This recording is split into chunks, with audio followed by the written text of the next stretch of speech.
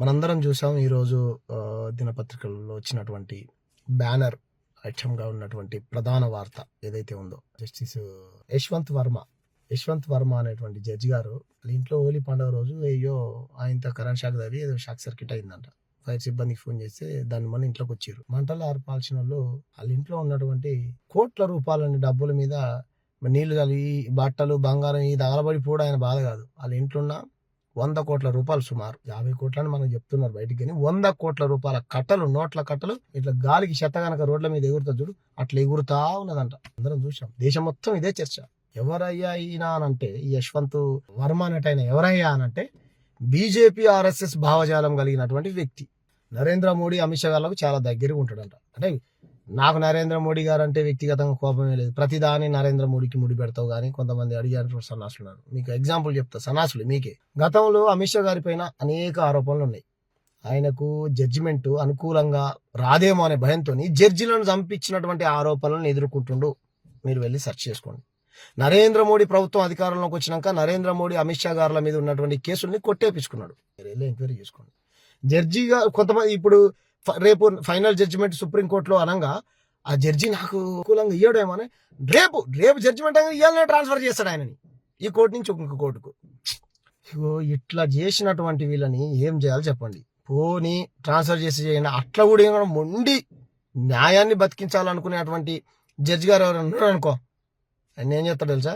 Judge గారు సాయంత్రం మీ ఇంట్లో పెళ్ళి ఉందో లేకపోతే మీ కూతురు పెళ్ళో మీ కొడుకు పెళ్ళో అని చెప్పండి అని వేరే వాళ్ళ జడ్జి గారితో ఫోన్ చేపించి, ఎక్కడ అంటే పలానా ప్లేస్ అని చెప్తాడు, బస్తోనో కార్తోనో గుద్ది చంపిస్తాడు. చంపించిండు అనే ఆరోపణలు కూడా ఎదుర్కొంటున్నాడు అమిత్ షా. ఇంకెక్కడుంది చెప్పండి దేశంలో? కింది స్థాయి నుంచి పై స్థాయి వరకు మొత్తం అవినీతి దేశంలో. యాడికి పో, ఎంఆర్ఓ ఆఫీస్ నుంచి ఆఖరికి మనం సిగ్గుపడాలి.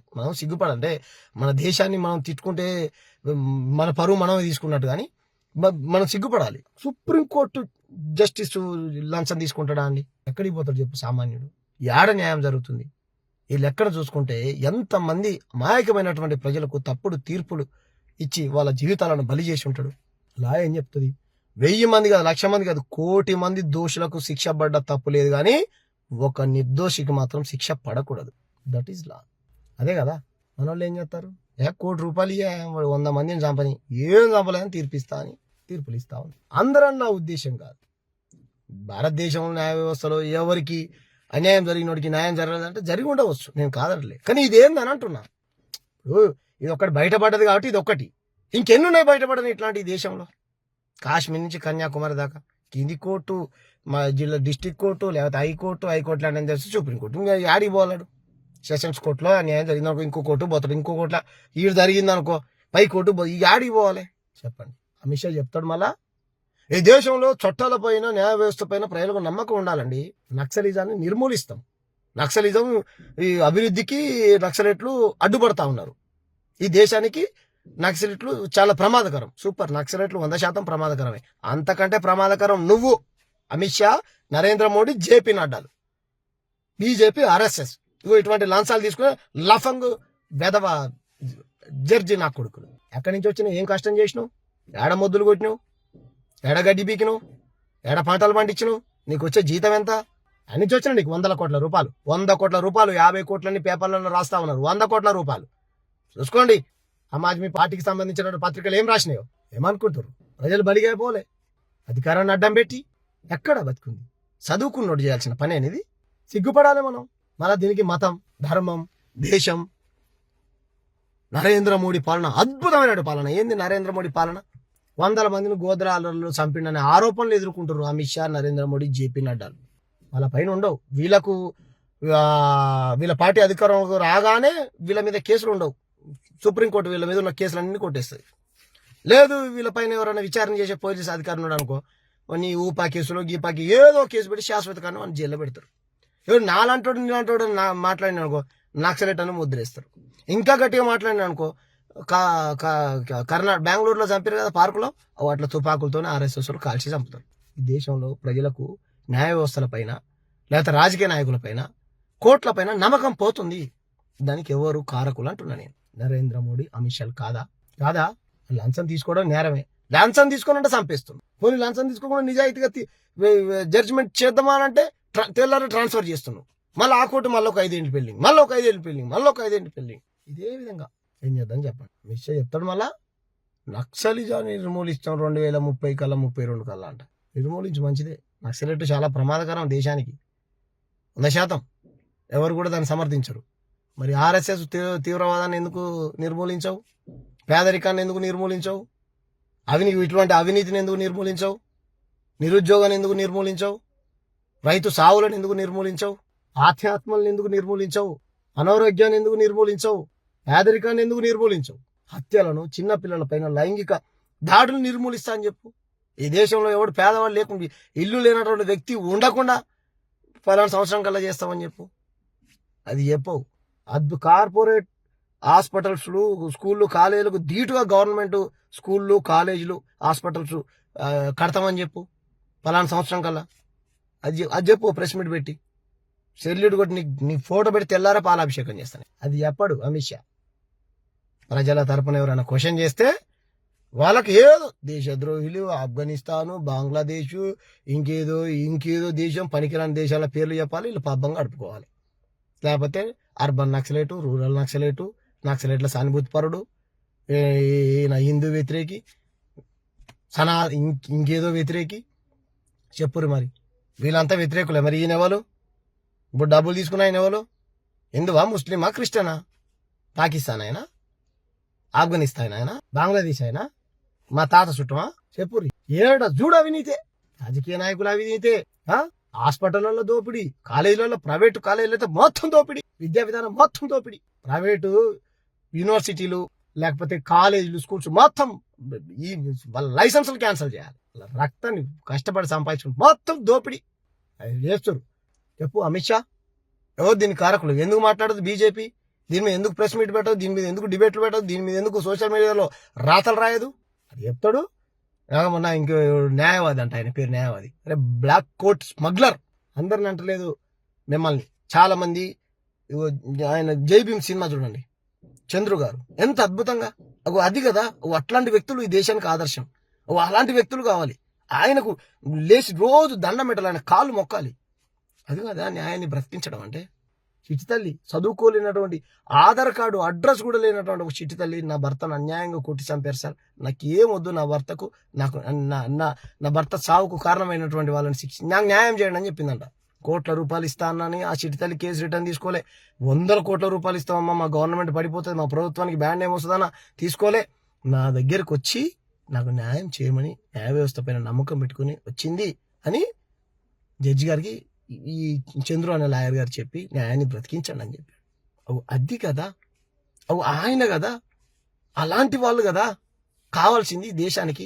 ఈ దొంగలు ఈ కోర్టు నుంచి ఇంకో కోర్టు ట్రాన్స్ఫర్ చేసి ఆ కోర్టు కూడా అదే పని చేస్తాడు. తర్వాత వచ్చేటోడు ఈ పని చేయడానికి గ్యారెంటీ ఉందా? గతంలో చేయలేదా? మొత్తం ఇదే. చూడ అవినీతి ఎక్కడ చూడండి. పైసా పేకో తమాషా దేకో. ఏదో కోర్టులు ఉంటే కొండ మీద కోతినైనా ఏదో చేయొచ్చు అన్నట్టు చేయొచ్చు. డబ్బుతో ఏదైనా సాధ్యమే భారతదేశంలో అని మరొక్కసారి రుజువైంది. ఎక్కడుంది చెప్పండి. ఇప్పుడు పోలీస్ స్టేషన్ పోతాం, కంప్లైంట్, సార్ పలానా షో అండ్ షో ఇట్లా నా మీద పలానా కంప్లైంట్ ఇచ్చాడు అంటే, అవన్నీ నాకు తెలియదు బ్రదర్. ఒక కంప్లైంటర్ వచ్చి కంప్లైంట్ ఇస్తే ఎఫ్ఐఆర్ చేయడం నా బాధ్యత, అంతవరకు. మీరు ఏదైనా ఉంటే న్యాయం అన్యాయం కోర్టులు తెలుసుకోండి అంటారు. నీ తరపున ఒక వకీల్ షాపును పెట్టుకో, వాదించుకో అని అంటారు. ఆడికి పోయిన అన్యాయం జరిగింది, రైట్, కింద కోర్టులో అన్యాయం జరిగింది, ఆయన కూడా డబ్బులే తీసుకుని అనుకుందాం, ఫర్ ఎగ్జాంపుల్ అనుకుందాం, ఆయన మంచోడే అనుకో, అన్యాయం జరిగింది. మళ్ళీ ఆయన ఇక్కడ హైకోర్టుకు పోయాడు అనుకో, హైకోర్టు మళ్ళీ సుప్రీం, యాడికి పోవాలి? ఇక ఐక్యరాజ్య సమితికి పోవాలా?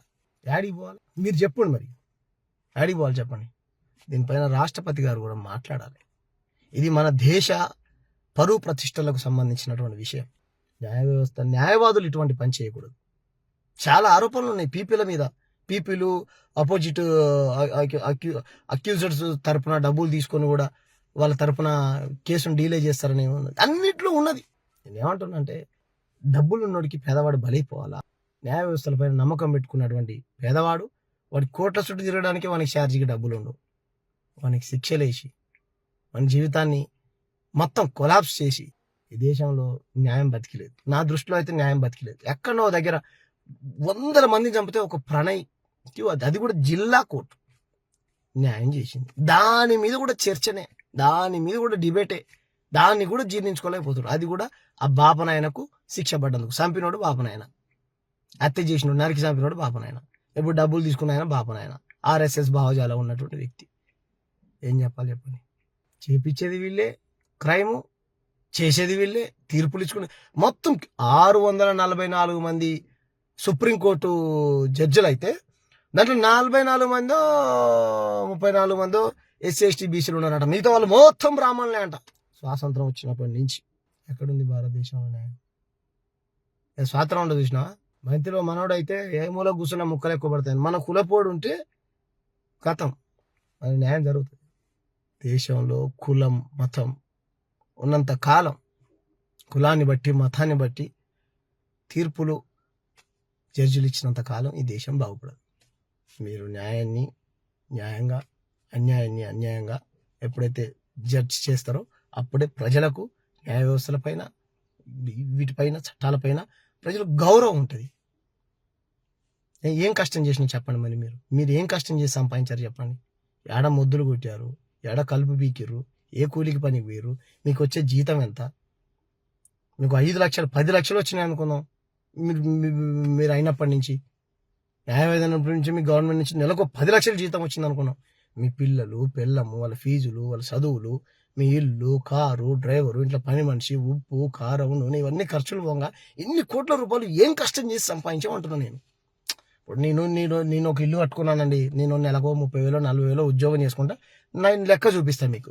లేదంటే నాకు 10 లక్షల రూపాయలు నా మీద ఎవరైనా ప్రేమతో ఇచ్చిండు అనుకో, అది కూడా చూపిస్తా. కానీ ఇన్ని 100 కోట్ల రూపాయలు ఒక్క ఇంట్లో దొరికినాయంటే ఇంకా తెలియకుండా ఎంత డబ్బు దాచిపెట్టుంటాను బినామీల పేర్లతోని. ఈ దేశంలో రాజకీయ నాయకులు బినామీల పేర్లతోని విదేశాలలో మన దేశ సంపదను మొత్తం స్విస్ బ్యాంకు, బీస్ బ్యాంకులలో మొత్తం దాచిపెడతాడు. విజయ్ మాల్యా చెప్తాడు, తుమ్ కిత్నా బీ కేసు లగాలో మీరు కుచ్ బీ నహీ హోతా అని. లోపల మన కోకోకోలా కోక్ దాక్కుంటూ చెప్తుండే ఆయన. లగ్జరీ ఏసీ జైలాలు ఉన్నాడు ఆయన. ఏమంటాం చెప్పు? Kingfisher Vijay Mallya, Nirav Modi. మీరు చెప్పండి ప్రజలారా, దీని మీద పెద్ద ఎత్తున మనం డిబేట్ చేయాలి. ఇది చిన్న విషయం కాదు, ఇది చాలా పెద్ద విషయం. దీని మీద సామాజిక బాధ్యత మాది అని అనుకున్నటువంటి ప్రతి ఒక వ్యక్తి మాట్లాడాలి. మీకు తోచింది రాయాలి, పాడేటోళ్ళు పాడాలి, మాట్లాడేటోళ్ళు మాట్లాడాలి, రాసేటోళ్ళు రాయాలి. మా లాంటి వాళ్ళు ఎవరన్నా మాట్లాడగలిగిన వాళ్ళు ఉన్నప్పుడు మీ సలహా సూచనలు మాకు ఇవ్వండి. నా ఫోన్ నెంబర్ 9000806754. నేను మాట్లాడింది తప్పు ఏమైనా ఉంటే చెప్పండి. నువ్వు మాట్లాడింది తప్పు అని చెప్పండి. నేను 100% నా మాటలను వెనక్కి తీసుకుంటాను, ఒప్పుకుంటాను. నేను తప్పు చేశాను, ఇక పైన తప్పు చేయను. ఇది తప్పు కాదా? చేయొచ్చా ఇట్లా మొత్తం కింది నుంచి పై దాకా? అలాంటి పార్టీకి అనుకూలంగా ఉన్నారని నా బాధ కాదు. అది ఏ పార్టీ ఎవరు చేసినా సరే, మా ఇంట్లో మా అమ్మ తప్పు చేసినా సరే శిక్ష పడాల్సిందే. నన్ను కన్నా నా తల్లి తప్పు చేసిన, నన్ను కట్టుకున్న నా భార్య తప్పు చేసినా శిక్ష పడాల్సిందే. మనోళ్ళు అని చెప్పేసి అవతలని బలి చేద్దామా? మనోళ్ళు అని చెప్పేసి అవతల పర్సన్కి అన్యాయం చేద్దామా డబ్బులు తీసుకొని? తప్పు కదా. నేనేమంటున్నా, నేరం చేయడం తప్పే అయినప్పటికీ కావాలని ఎవరు నేరం చేయరు. దాన్ని నువ్వు ఇప్పుడు నేను నేరం చేశానే అనుకో, ఫర్ ఎగ్జాంపుల్, తర్వాత చేయరు. అదే కదా కావాల్సింది, అదే. కానీ ఆ నేరాన్ని కప్పిపుచ్చడం కోసం ఇంకో నేరం చేసి డబ్బులు ఇచ్చి, లేదా దొంగ అవన్నీ చంపించి, అప్పుడేమైంది? ఇంకా ఒక తప్పు నుంచి తప్పించుకోవడం కోసం నువ్వు ఇంకో 100 తప్పులు చేయకు. ఒక తప్పుతో ఆగిపో. ఒక తప్పు చేసావు కదా, రైట్, తర్వాత నుంచి నీ ప్రవర్తన మార్చుకో. 100 రూపాయలతో ఫైన్తో పోయేది అయిపోయింది. ఎందుకు ఉరి శిక్షల దాకా, 100 కోట్ల రూపాయల ఫైన్ దాకా, 14 సంవత్సరాలు జైలు దాకా ఎందుకు పోతావు? ఏదో ఒక రోజు దొరికిపోతాం కదా. చేయకండి. న్యాయవాదులు కూడా మీరు న్యాయం అన్యాయం ఏదనేది మరి చదువుకున్న వాళ్ళు. మాకైతే చదువు రాదు కదా, మేమైతే ఊరుకు దూరంగా బతికిన వాళ్ళం కదా, మాకు చదువు రాదు. మాకు అయ్యా బాంచందూరాన్ని కాలు మొక్తాన్ని బతికిన వాళ్ళం కదా, బువ్వకు లేని వాళ్ళం కదా. మమ్మల్ని వెలివేసారు కదా. అయినా సరే మూలకబడి మేము పోలీసులు కేసులు పెట్టినా భరిస్తున్నాం. కోర్టులో న్యాయమూర్తి జడ్జి గారు ఏ తీర్పిచ్చినా శిక్షలు వేస్తే జైలుకి పోతుంది. మీరు ఏది చెప్పినా వింటున్నాం కదా, చేస్తున్నాం. మాకు నోరు లేదు కదా ఈ దేశంలో, మాకు గొంతు లేదు కదా ఈ దేశంలో. ఏం చేయాలి చెప్ప, మాకు డబ్బులు లేవు కదా, మీలాగా రాజకీయ బలం లేదు, మీలాగా కోటీశ్వర్లం కాదు కదా మేము. పేదవాడిని బలి చేయకండి ధనవంతుని దగ్గర డబ్బు తీసుకుని. ఇంకా అందుకే అవుతాడు వాడు. ఎందుకు కాడు చెప్పు అమిత్ షా? నక్సలిజాన్ని నిర్మూలిస్తాడంట. నక్సలిజాన్ని నిర్మూలించు. నక్సలిజాన్నితో పాటు నేను ఇంతకుముందు చెప్పిన చూసిన అవినీతి, నిరుద్యోగం, దేశంలో పేదరికం ముక్త్ భారత్ చెయ్యి.